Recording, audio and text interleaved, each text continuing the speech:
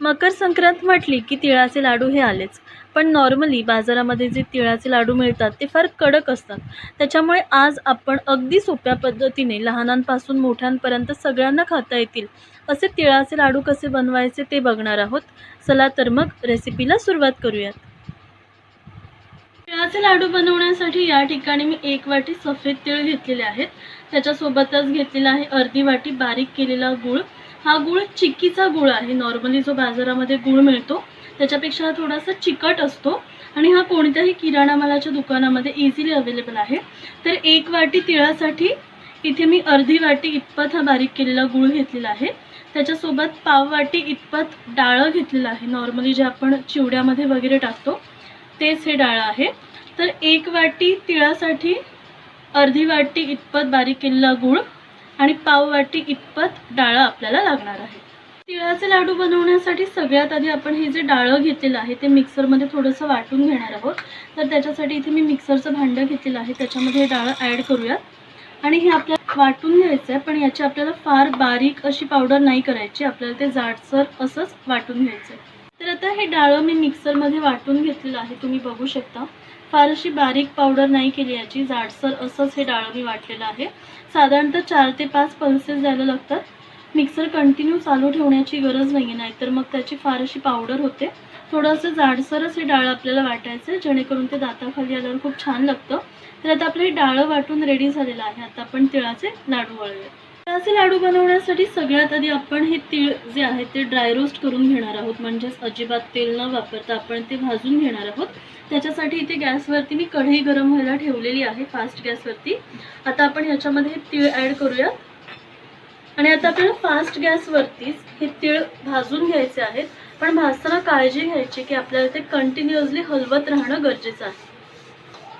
साधारणतः 2 ते 3 मिनिटं झालेली आहेत. फास्ट गॅसवरती हे तीळ मी खरपूस असे भाजून घेतलेले आहेत. तुम्ही बघू शकता याचा रंग असा छान चेंज झाला आहे आणि खरपूस असा सुवास सुटलेला आहे. याचा आवाजही तुम्ही ऐकू शकता. तर हे आता तीळ तडतडायला लागलेत, याचा अर्थ आपले हे तीळ मस्त असे भाजले गेलेले आहेत.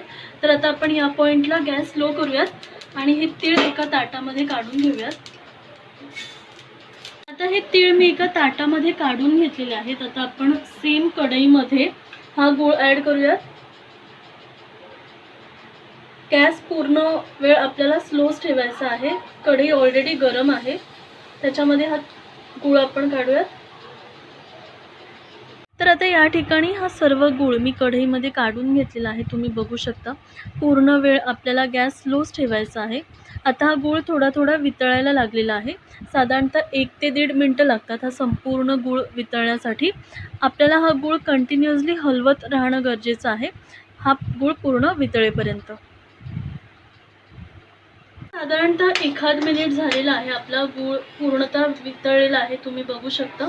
तर स्लो गॅसवरतीच हा गूळ आपल्याला वितळून द्यायचा आहे. आता गूळ वितळलेला आहे. त्याच्यामध्ये आपण हे भाजलेले तीळ ॲड करूयात आणि त्याच्यासोबतच आपण याच्यामध्ये हे जे डाळं वाटलेलं आहे तेही ॲड करूयात आणि स्लो गॅसवरतीच आपल्याला हे मिश्रण व्यवस्थित असं मिक्स करून घ्यायचं आहे. साधारणतः 1 मिनिट झालेला आहे. स्लो गॅसवरतीच हे मिश्रण मी व्यवस्थित असं मिक्स करून घेतलेलं आहे. तुम्ही बघू शकता. तर आता आपलं हे लाडूचं मिश्रण रेडी झालेलं आहे. आपण गॅस बंद करूयात आणि हे मिश्रण थोडा वेळ थंड करून घेऊयात.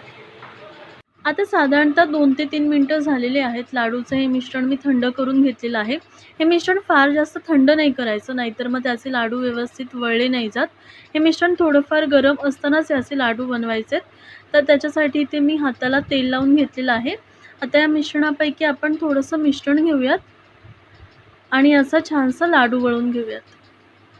तर आता आपण याच प्रकारे उरलेल्या मिश्रणाचे लाडू वळून घेऊयात.